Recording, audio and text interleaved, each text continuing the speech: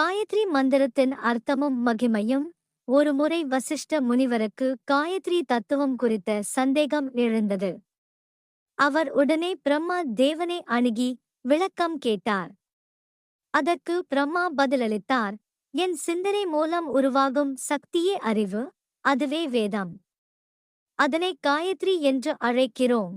என்னிடமிருந்து அக்னி, அக்னியிலிருந்து வாயு, வாயுவிலிருந்து ஓம், ஓமிலிருந்து ஹிருதி, ஹிருதியிலிருந்து வியாஹிருதி, வியாஹிருதியிலிருந்து காயத்ரி, காயத்ரியிலிருந்து சாவித்ரி, சாவித்ரியிலிருந்து வேதங்கள் தோன்றின. வேதங்களால் அனைத்து கிரியைகளும் நிலைபெறும். காயத்ரி மந்திரத்தில் உள்ள 24 தெய்வீக சக்திகள் மற்றும் அவற்றின் சக்தி: விநாயகர், முன்னேற்ற சக்தி, அறிவு மற்றும் ஞானத்தை அருள்பவன் யூட். நரசிம்மர், வீரம், புருஷார்த்தம், வெற்றி வழங்குபவன் யூட்.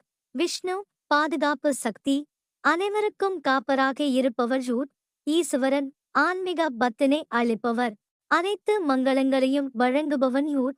கிருஷ்ணன், யோக சக்தியின் அதிபதி, பக்தி, ஞானம், வைராக்கியம் அருள்பவன் யூட். ராதா, பரிபூரண அன்பின் அதிபதி, பக்தர்களுக்கு உண்மையான அன்பை அளிப்பவள் யூட். லட்சுமி, செல்வ சக்தியின் உருவம், ஐஸ்வர்யம், புகழ், செல்வம் வழங்குபவள் யூட். அக்னி, ஒளி மற்றும் ஆற்றலின் அதிபதி, நம் வாழ்வில் சக்தி, ஒளி, உற்சாகம் தருபவன் யூட். இந்திரன், பாதுகாப்பு சக்தியின் தலைவன், பகைவர்களிலிருந்து பாதுகாப்பு அளிக்கிறார் ஷூட்.